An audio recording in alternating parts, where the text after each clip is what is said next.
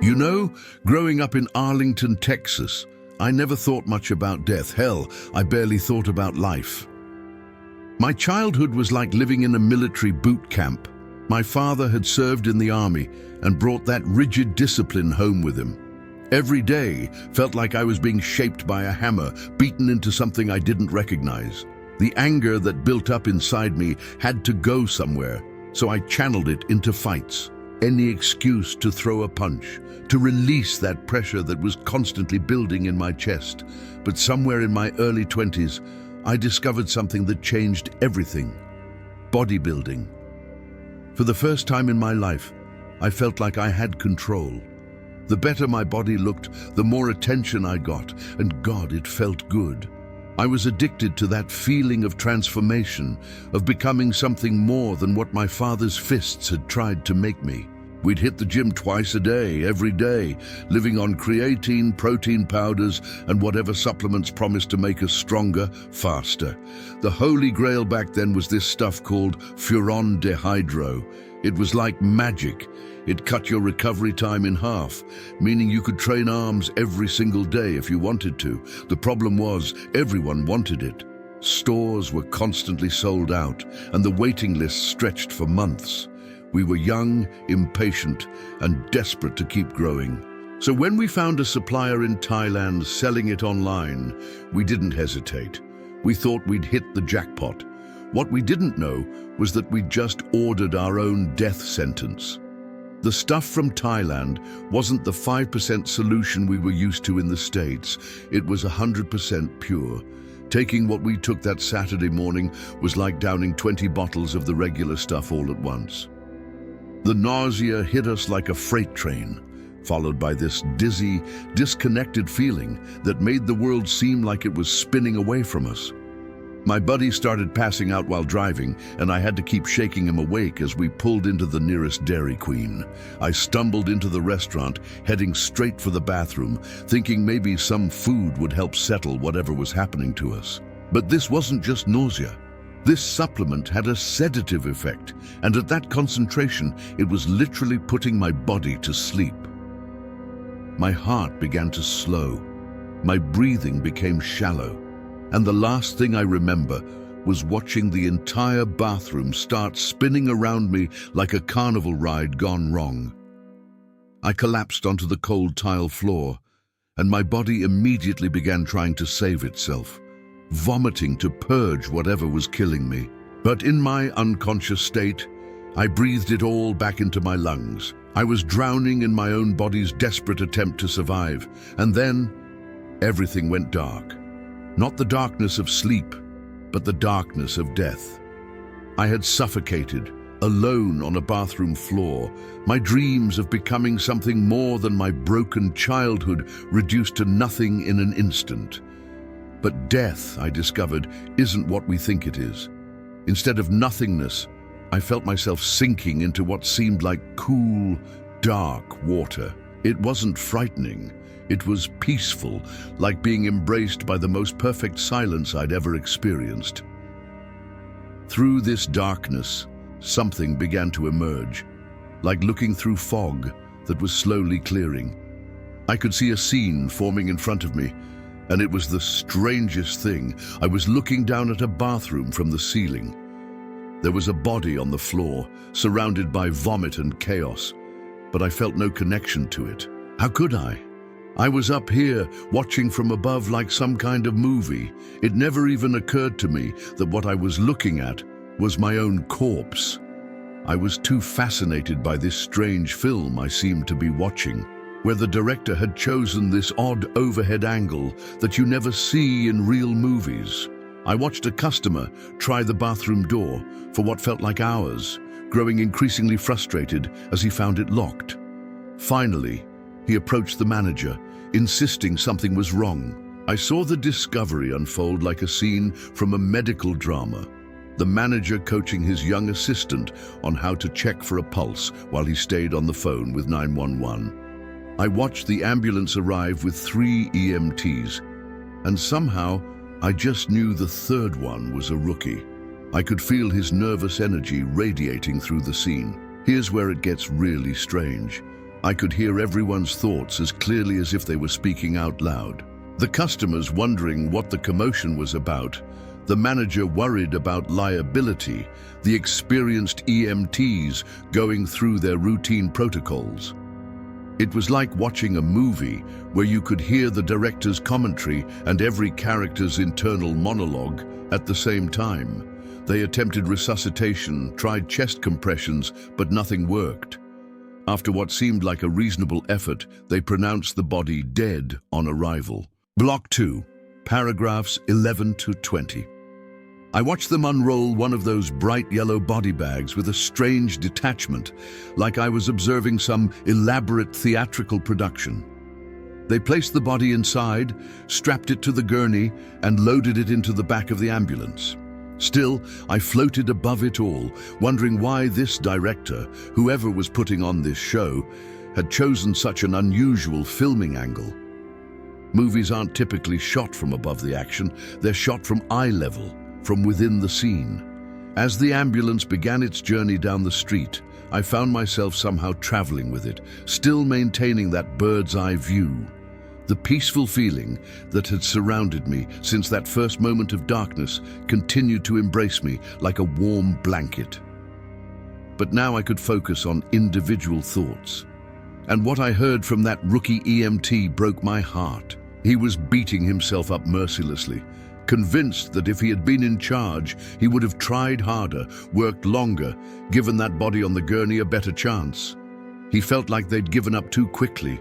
That protocol had robbed someone of a real chance at life. I could hear him thinking that this was his first week on the job, his first death, and he was failing already. As these thoughts consumed him, something incredible began to happen. A glow started emanating from inside his chest, as if someone had placed a light bulb inside his shirt and was slowly turning up the dimmer switch. The light grew brighter and brighter, until suddenly a voice rang out, not shouted, but spoken with such authority and clarity that it seemed to come from everywhere at once. "This one's not dead." The rookie's eyes flew open, and without hesitation, he unzipped the body bag. No pulse, no signs of life, nothing that his training would recognize as hope. But he kept searching, loosening another strap, checking for the large artery in the leg. That's when I felt it. A jolt like being shocked with a car battery, a spark that seemed to connect me to something I'd been watching from a distance. I saw the EMT jump.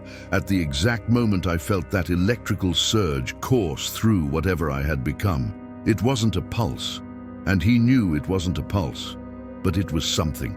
And for him, that something was enough to break protocol, enough to risk his career, enough to fight for a life that everyone else had given up on.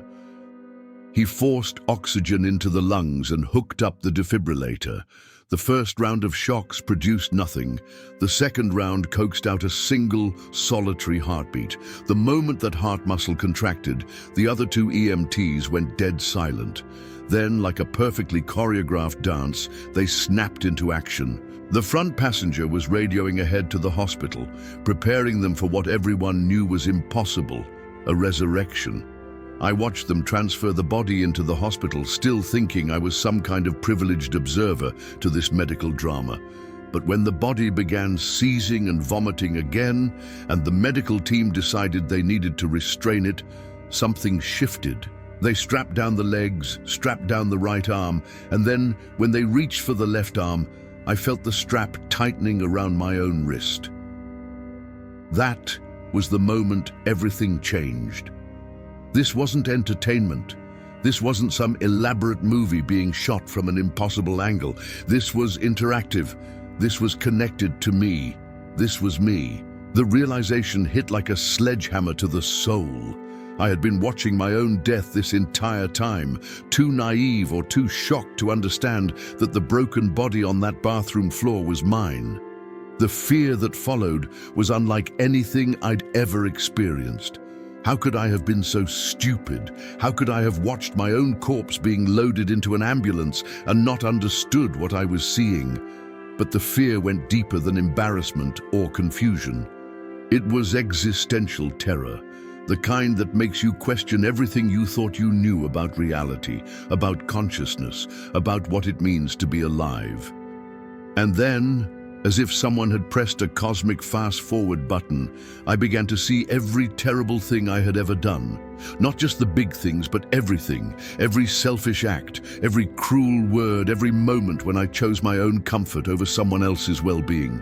I saw it all from my perspective, but I also experienced it from the perspective of everyone I had hurt. I felt what my victims felt, understood the ripple effects of my selfishness in ways that made my stomach turn. Block 3, paragraphs 21-30. The review of my failures felt like it lasted forever and only seconds at the same time. I was drowning in the weight of every careless word, every act of violence, every moment I had chosen anger over understanding. A dark energy began to surround me, cold and suffocating, like being wrapped in a blanket made of all my worst impulses. I felt my light, whatever light I had, beginning to dim under the weight of this darkness. But just when I thought I might disappear entirely into this void of my own making, I felt warmth on my back. It was like someone had aimed the most beautiful, powerful light directly at me, or like the sun had emerged from behind storm clouds just to touch my shoulders. The warmth spread through my entire being, and instinctively I turned around to find its source. As I turned, something miraculous happened. I began to see all the good things I had ever done, and to my amazement, there were far more of them than I had realized. I saw moments of kindness I had forgotten, times when I had made a difference in someone's life without even knowing it. Small acts of compassion, words of encouragement, instances where my presence alone had brought comfort to someone who needed it. The warmth intensified, bringing with it a love so pure and unconditional that it defied description. It was love and peace and warmth, but somehow also a perfect coolness at the same time, like being embraced by every good feeling you've ever had, all at once. I turned completely around, and there he was, a figure radiating this incredible energy, this source of the love that was healing something broken inside me. My first thought was automatic, conditioned by years of Sunday school and childhood faith. You must be God. But without moving his lips, without making a sound, he communicated directly to my mind. No, son, I'm not God. I'm your guide. I followed up with the only other possibility my Christian upbringing could imagine. Are you Jesus? Again, that same gentle correction. No, son, I'm not Jesus. I'm your guide. He explained that his name was Drake, and that he was here to help me go wherever I wanted to go. He gestured toward the hospital scene that was still visible to me, where medical professionals were working frantically to save the life of the body I now understood was mine. Do you want to go back to your body? He asked. I looked at all that pain, all that struggle, all those machines and tubes and desperate attempts to restart what had stopped, and I knew immediately I wanted to go wherever this love was coming from. I want to go wherever this energy is coming from, I told him. I want to go there. He smiled with infinite compassion and said, okay, that's coming from your home, where you came from originally and where I came from originally. I can take you back there. So we began our journey toward what I could only think of as heaven. I felt ready. I had recently turned my life around, started making better choices, and I felt like I deserved to get in. That's perfect, I told Drake confidently. I already know what I need to know.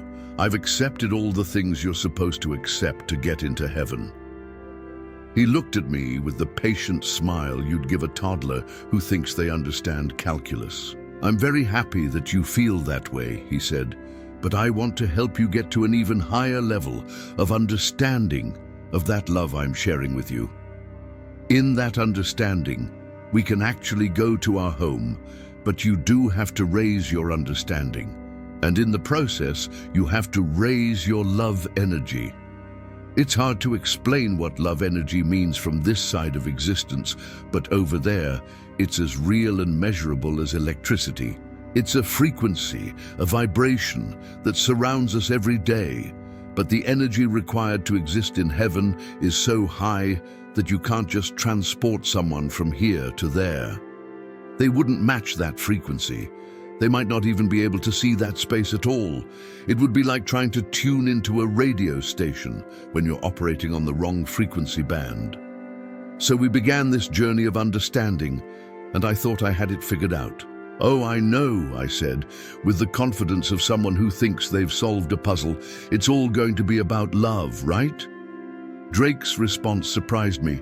"No, actually, the first and most important thing we have to start with, the foundation of your growth as a spiritual being, is understanding authenticity and becoming an embodiment of that authenticity.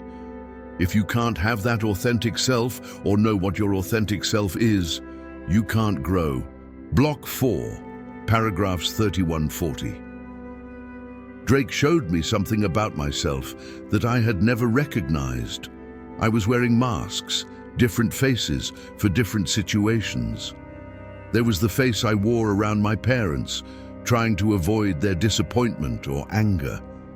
There was the party face I put on at nightclubs, the tough guy mask I wore to intimidate others, the polite face for strangers. I had become a collection of performances, each one designed to get me what I thought I needed from whatever situation I found myself in.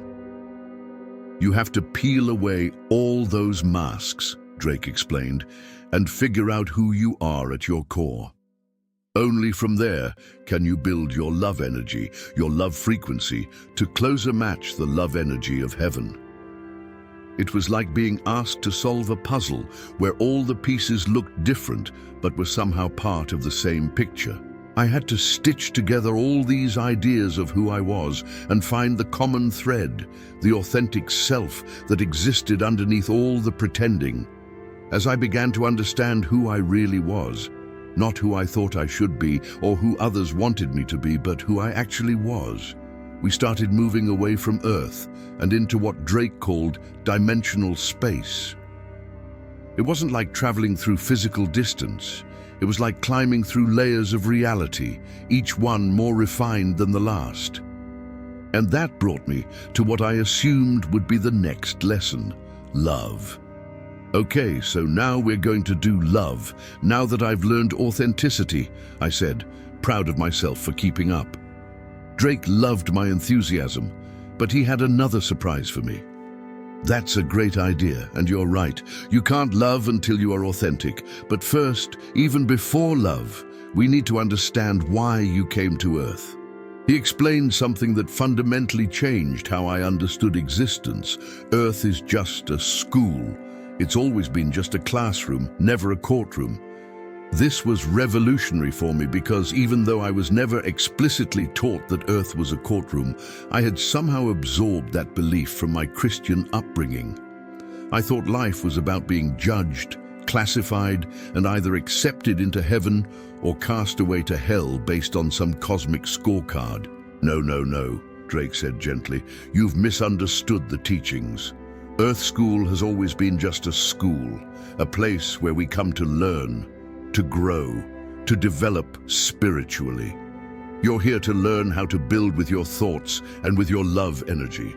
You're here to build relationships, to create cohesive energies with each other, and to grow your ability to love, to reflect love, to give love, and to feel love yourselves." Then we got to love itself.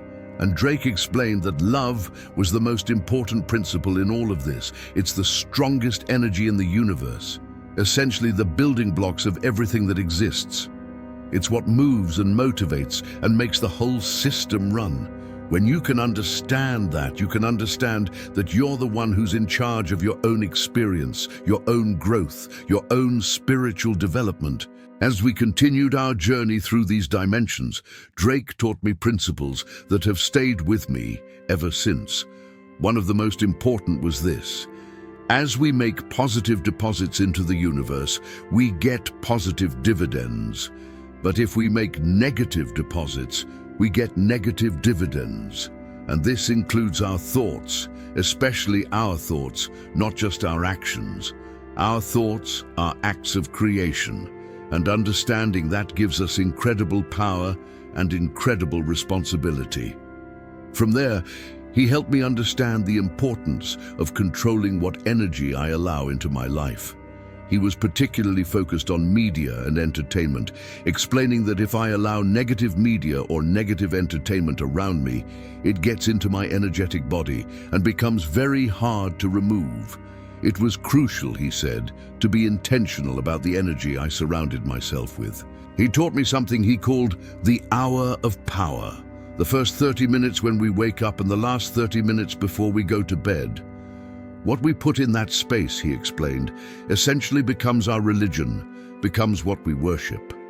If we fill that time with news, sports, stocks, or any other worldly concerns, we end up bowing our energy to those things, and they become our gods.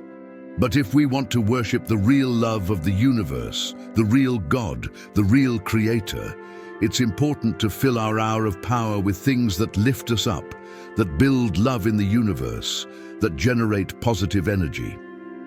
Block 5, paragraphs 41-50. As I embraced each principle Drake taught me, I could feel our trajectory changing. We were moving faster and faster, not just through space, but through dimensions themselves. I could feel the stickiness of each dimensional barrier as we passed through it, like cutting through layers of plastic wrap. Each breakthrough brought a moment of resistance followed by sudden ease, as if we had broken through into a clearer, more refined level of existence. And then I saw it, a space so bright and beautiful it initially looked like a sun, but a sun 1,000,000 times larger than ours. As we got closer, I noticed what appeared to be a wide band of mist or cloud surrounding this enormous sphere of light. But as we approached this band, I realized it wasn't mist at all. It was composed of countless spheres, round pearls or orbs that were opalescent. You could see through them, but they were filled with their own internal light. My curiosity got the better of me, and I asked Drake what these orbs were. Without hesitation, he transported my consciousness directly into one of them so I could see for myself. Inside, I found a man from what appeared to be the late 1800s or early 1900s, based on his clothing. He was cursing in Italian, absolutely furious, ranting about his son who had betrayed him and ended his life. Even though he spoke Italian, I understood every word perfectly. He was replaying the scene of his death over and over in his mind, staring at his son who wasn't actually there, trapped in a loop of anger and resentment. But then something beautiful happened. He took a deep breath, or tried to, remembering suddenly that he was a spirit and didn't need to breathe. He looked around confused, finally realizing he wasn't where he thought he was. The moment he had that realization, light surrounded him, and what I can only describe as real angels, not the painted pictures from church but actual messengers of God, appeared and gently escorted him into the heaven space that Drake and I were approaching. This, I realized, was the pearly gate, not a literal gate made of pearls, but these orbs, this gate of pearls that surrounds heaven. Drake explained that as we try to raise our love energy to get to heaven, we have to release all the victim energy, all the anger, all the hatred, all the low-frequency emotions that keep us trapped in cycles of pain. The pearly gate isn't there to keep us out. It's there to help us get ready to get in. Everything about that process ran on love. Truly unconditional love for that angry Italian man. For me, for everyone who passed through those gates. As we got closer to the interior, I could see mountains, a large pond, a beautiful orchard on one end, trees and grass and flowers more vibrant than anything on earth. In the distance, I could see a building that seemed to emanate its own light. When we touched down on the grass, something extraordinary happened. Even though I didn't have a physical body like the one I'd left behind in that hospital, I had an energetic body. I could look down and see my toes, my hands, my form. And the moment my feet made contact with that grass, it was like being plugged into my true home for the first time in my memory. I finally understood where I belonged, where I was supposed to be. The grass itself was alive in a way that earthly grass could never be. There was a connection, a communion between the grass and my feet. I could feel its loving presence, smell its sweet fragrance, and somehow even taste it just from touching it. Music, like a symphony, emanated from the grass itself. And light, pure source light, was coming from every blade, not from an external source like a sun, but from within each living thing. This is when I noticed that everything in heaven emitted its own light. The flowers, the water, the trees, everything glowed with internal illumination. And as I connected with the grass, recognizing the consciousness within it, I understood that this consciousness was our Creator. It was in everything in heaven, in the orbs outside, in every blade of grass, every flower, every drop of water, every tree, every single thing in that space. Everything was alive with divine presence. I joke that I got the tourist visa of heaven because I was allowed to experience the plant life, the water, and its incredible healing properties.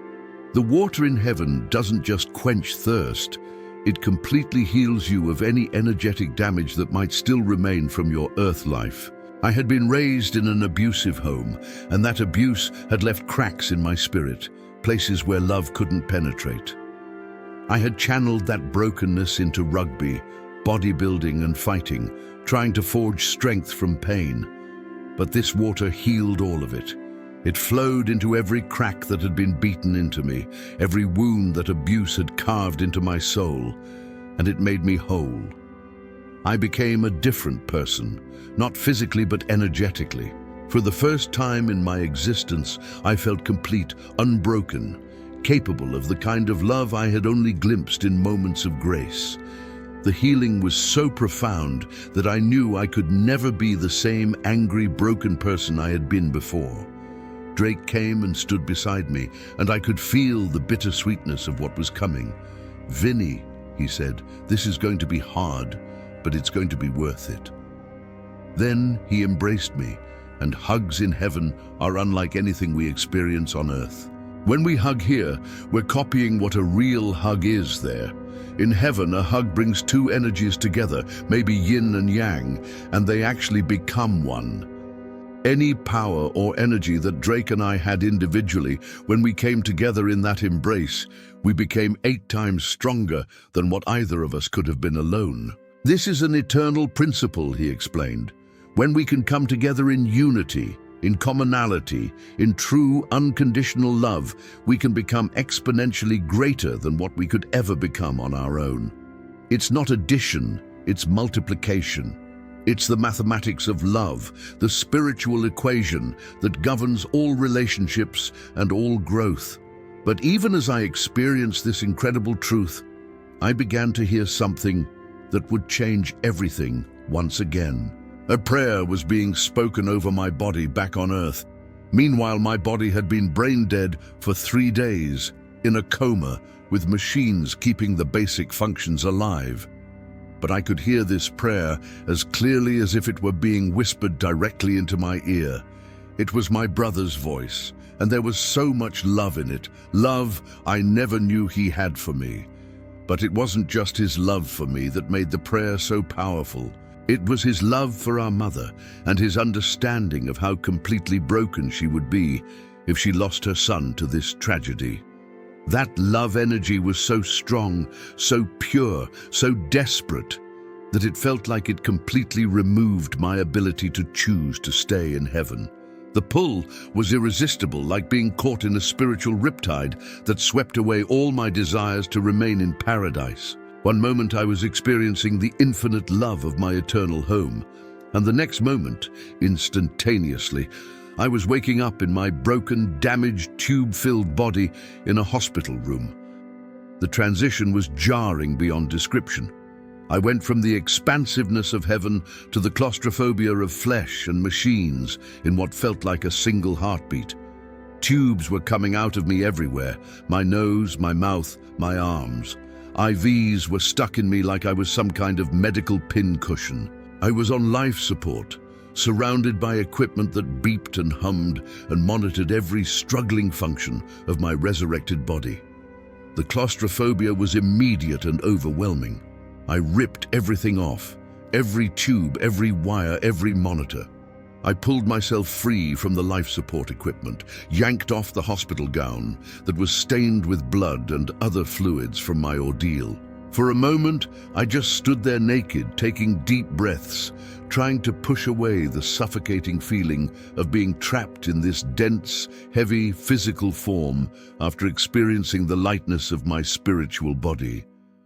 Alarms were going off everywhere, machines screaming that their patient had disconnected himself from their care. I went around the room unplugging everything I could reach, and what I couldn't unplug I yanked out of the wall, even if it was hardwired. I needed to get away from all that noise, all that artificial connection to a life I no longer wanted to live. I found some hospital gowns in a cupboard and wrapped them around my waist, then headed straight for the elevator. That's when I heard a scream coming from my room. One of the nurses had come in and discovered what looked like a case of body snatching. The brain-dead patient who had been in a coma for 3 days was gone, and there was evidence of a struggle with the medical equipment. Another nurse came running, and she screamed too when she saw me walking down the hall in nothing but hospital gowns. Something in me knew I had to go back, had to help these nurses so they wouldn't get in trouble for losing a patient. I had to do whatever they needed me to do to make this situation right. That meant signing about a phone book's worth of paperwork to release them from liability as I checked myself out of the hospital against all medical advice. My father picked me up at 7:30 in the morning, and I entered what would become the darkest period of my life. Coming back was the worst thing that ever happened to me. Dying had been awesome. Dying had been easy. Once I relaxed into it and embraced what was happening, it was beautiful beyond description. It's crazy that we put so much fear around death, because the dying part was actually the best part of the whole experience. The hard part was coming back. That was worse than death. It felt like a second death to be removed from heaven, because heaven is my home. I know it's my home with every fiber of my being. I wanted to die so badly after returning that I seriously contemplated suicide. But somewhere in my consciousness, I knew that if I took that route, I would mess things up spiritually. I would create complications that would only make my journey more difficult. So I finally settled into the understanding that I needed to ride this out, needed to figure out how to live with the knowledge of what I had experienced while being trapped in a world that couldn't possibly understand. Weeks later, I sought help from a medical professional.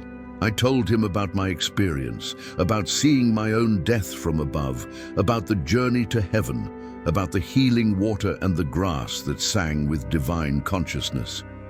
He listened patiently, then explained that what I was seeing and hearing was a delusion caused by oxygen deprivation. He was going to give me some prescriptions, 3 of them actually, including an antipsychotic drug to calm down these hallucinations. As he was writing out the prescriptions, an older woman appeared to me in spirit. She told me I needed to deliver a message to this doctor, a message about his history and his past. "No," I told her, "I'm not going to do that. I'm already diagnosed as crazy here. I'm not going to get diagnosed as more crazy." But she insisted, "You've got to communicate this to him." So I took a deep breath and said, "Doc, I've got to tell you something. There's a lady here," and I described what she looked like. "She's telling me there are some things you forgot about your past." I laid it all out. Took me about 90 seconds to deliver the entire message. This was a good Christian doctor, well respected in his field, and his response was immediate and shocking. "Get the fuck out of my office." It surprised me. I'd never heard him use language like that. I didn't even try to grab the prescriptions. I just left. His receptionist was stunned. "What did you do?" she asked. "He's never yelled at a patient in his entire career. What did you do?" I told her I had just delivered a little message, and I drove away confused and hurt. But as I was driving down the street, my phone rang. It was the doctor calling from his cell phone. I could hear he was driving, probably having left his office right after I did. "Vinny," he said, and his voice was completely different now. "Whatever you've got, I don't understand it. All of my clinical and medical education has no process to treat what you have, but what you delivered to me was a memory that I had completely blocked. I didn't remember it at all, but when you told me that story, it hit me with such force that I realized it was the hidden experience in my life that motivated me to go into the mental health field in the first place." He continued, "You've got to figure out how you're going to trust this and how you're going to work with this, but I can't help you in that process. What you have is beyond my training, beyond my understanding, beyond my ability to treat with conventional medicine. It was validation, but it was also terrifying. I was on my own with this gift, this burden, this window into a reality that most people couldn't see or wouldn't believe. I kept hearing from my spirit guides, and yes, I had learned to recognize that I had multiple guides helping me, that it was going to be worth it. It's going to be hard, they would tell me, but it's going to be worth it. So I held on. I kept holding on through the darkest months of my life, through the isolation and the confusion and the desperate longing to return to the place where I truly belonged. And then I met my earth angel, my heaven angel, my wife. The first time I saw her, I could actually see a little slice of heaven coming from her eyes. It was the first time I had witnessed that love of God, that divine presence in a human being here on earth. She was proof that heaven wasn't just a destination. It was a quality of being that could be carried within us, that could transform our experience of this world. The month before we got married, we were in this little town in Wyoming called Afton, watching a historical presentation about the founders of the town. They were doing a slideshow, showing pictures of the different people who had helped establish the community. Suddenly a slide came up, and I felt this cold stiffness in the air. My wife-to-be looked at the screen and said, "That's your guide. That's your guide." I had told her so much about my experience that she felt like she really knew what Drake looked like. When I looked up at the screen, I almost fell out of my chair. There he was, Drake, my guide from the other side, staring back at me from a historical photograph. But the nameplate underneath said Charles Kaiser, and my grandmother was a Kaiser. This wasn't a delusion or a hallucination or oxygen deprivation. This was real, documented historical proof. We drove straight to my grandmother's house, and I asked her about Charles Kaiser. Her exact words were, "Oh, you mean great-grandpa Drake. He's pretty famous in our family." I melted into tears right there in her living room because it was real. Finally, after months of questioning my sanity, after being told by medical professionals that I was delusional, I had proof that my experience was genuine. I found out later that he was officially known as Charles Kaiser professionally. He worked in government and was also a clergyman.